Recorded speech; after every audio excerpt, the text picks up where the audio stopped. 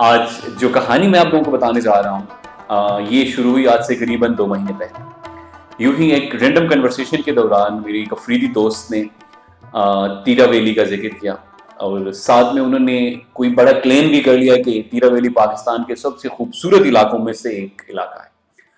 So I was very surprised क्योंकि हमने कभी तीरा वैली का इतना बड़ा नाम नहीं सुना था मेन स्ट्रीम मीडिया के ऊपर या different even social media platforms के ऊपर। सो मैं थोड़ा सा सरप्राइज हुआ और मैंने यूट्यूब पे जाके इसके बारे में सर्च किया and I was totally amazed to see this much greenery क्योंकि मैंने टू बी वेरी ऑनेस्ट ये एक्सपेक्ट नहीं किया था। Before you start watching this vlog मैं कुछ फैक्ट्स तीरा वैली के हवाले से आप लोगों के साथ शेयर करना चाहूँगा। तीरा वैली का शुमार पाकिस्तान के चंद अहम खूबसूरत इलाकों में किया जाता है। पश्तूनों का एक मशहूर कबीला अफरीदी कौम यहाँ आबाद है। कहा जाता है कि अफरीदी कौम का असल आबाई इलाका तीरा वैली ही है। इस इलाके की बदकिस्मती ये रही कि ये अभी भी मुकम्मल तौर पर एक्सप्लोर नहीं हो सका। अर्ली 2000 में पाकिस्तान में जो दहशतगर्दी का लहर चल रहा था उससे खासकर हमारे कबायली इलाके बहुत मुतासिर हुए। इनमें तीरा वैली भी फ्रंट लाइन पे था। खैर इन सारे डिटेल्स में मैं जाना नहीं चाहूँगा, ताहम अब हमारे सिक्योरिटी फोर्सेस की अनथक कोशिशों और कबायली इलाके के बुज़ुर्गों की ताउन की वजह से इस इलाके में अमन फिर से बहाल हो चुका है। लेकिन ये इलाका अभी भी मुकम्मल तौर पर सियाहत के लिए मौजू नहीं है।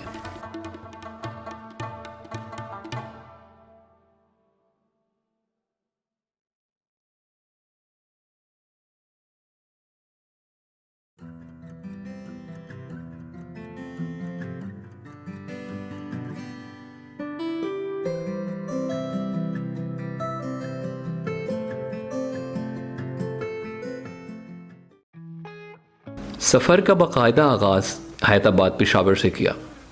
रिंग रोड से होकर गाड़ी का रुख बाड़ा की तरफ मोड़ लिया। बाड़ा की मशहूर बाज़ार को भी एक नज़र देख लिया। बाड़ा ख़त्म होते ही लैंडस्केप चेंज हो गया। अब हम पहाड़ी इलाके में दाखिल हो चुके थे। रोड की कंडीशंस भी काफ़ी ख़राब दिखाई दे रही थी, लेकिन अच्छी बात यह थी कि काम हो रहा था। इसी पहाड़ी इलाके का नाम सुरकमर है, जहां अफरीदियों का एक मशहूर कबीला कमर खेलाबाद है। जो ही सुरकमर का पहाड़ी इलाका क्रॉस किया तो लैंडस्केप काफ़ी बेहतर और सब्ज नज़र आने लगा।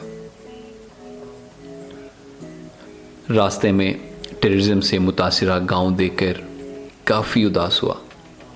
किसी ज़माने में आबाद गांव अब मुकम्मल खंडराट में तब्दील हो चुका था और यहाँ दूर दूर तक लोगों का कोई नामो निशान दिखाई नहीं दे रहा था।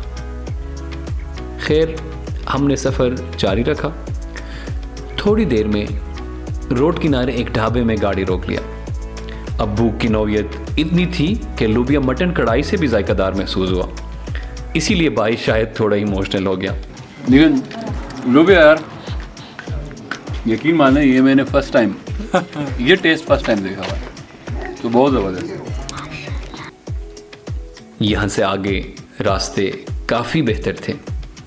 जो ही आगे बढ़ते गए वादी की रंगत में इजाफा होता गया और ये खूबसूरत नज़ारे दिल को लुभाते गए और यूं देखते ही देखते शाम ढलने लगा और रास्तों की ये हसीन मनाजिर रात की अंधेरे में कहीं छुप गई।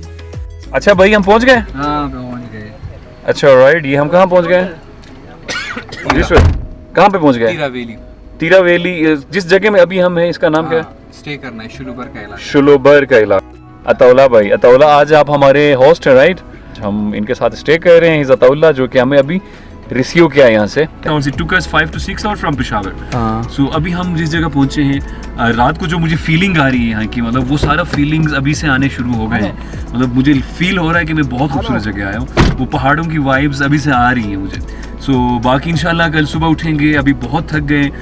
सुहेल भी बहुत थक गया हुआ है, मेरे साथ जो दोस्त हैं उनको भी मैं साथ साथ आप लोगों को दिखाऊंगा। सारे थक गए हुए हैं। सुबह इंशाल्लाह हम उठ के बहुत एक्साइट हूँ और इंशाल्लाह इस जगह को एक्सप्लोर करना है, इस जगह को देखना है। सुहेल ने हमारे लिए रहने और खाने का बंदोबस्त किया था। रात का खाना हमने होस्ट फैमिली के साथ खा लिया।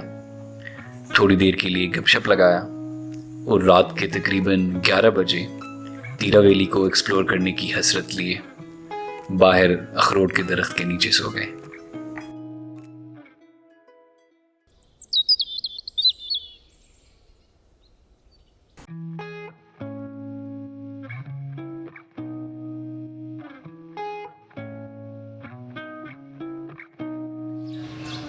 अवैध भाई, नींद पूरी हुई है? यार मज़ा आ गया।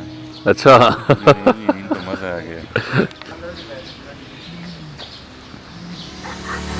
बहुत नींद है यार।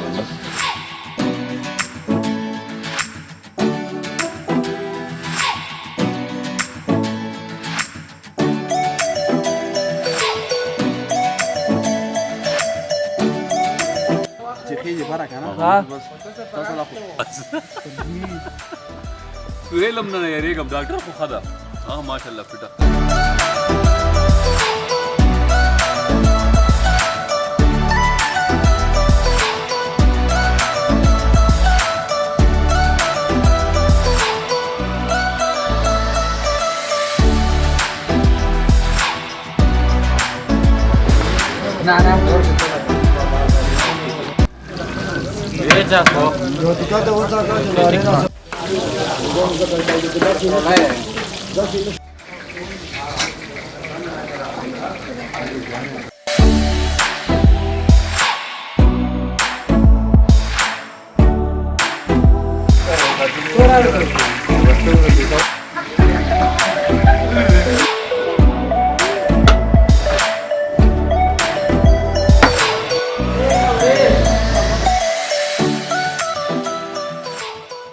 तीरा बाज़ार को एक्सप्लोर करने के बाद अब हम ट्रेक के लिए तैयार थे।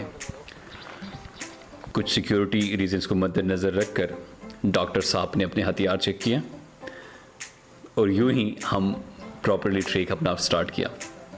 अब आप हमारी तैयारी देख सकते हैं कि हम कितने प्लानिंग के साथ आए हुए थे।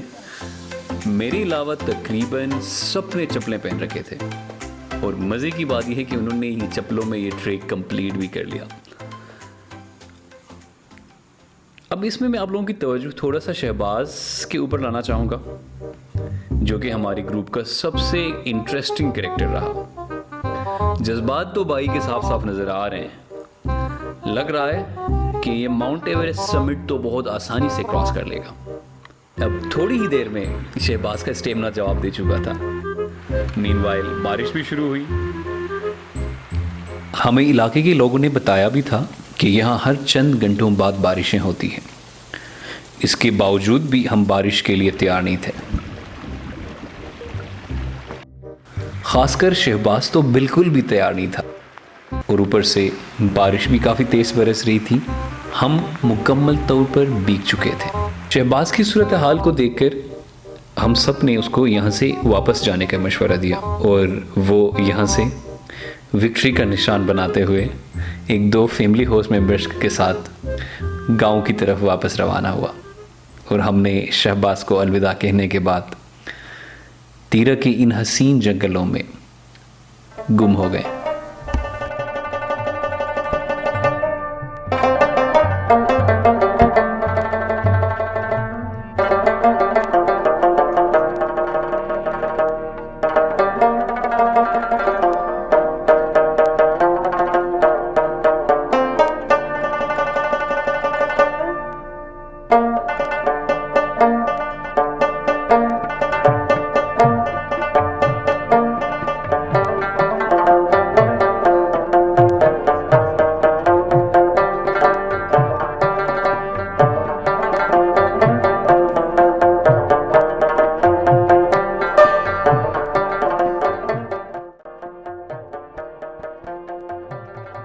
हदे निगाह तक फैली ये सब्ज पहाड़ी सिलसिले कुदरती हुस्न से मालामाल होने के बावजूद भी कहीं कुछ कमी महसूस करवा रही थी।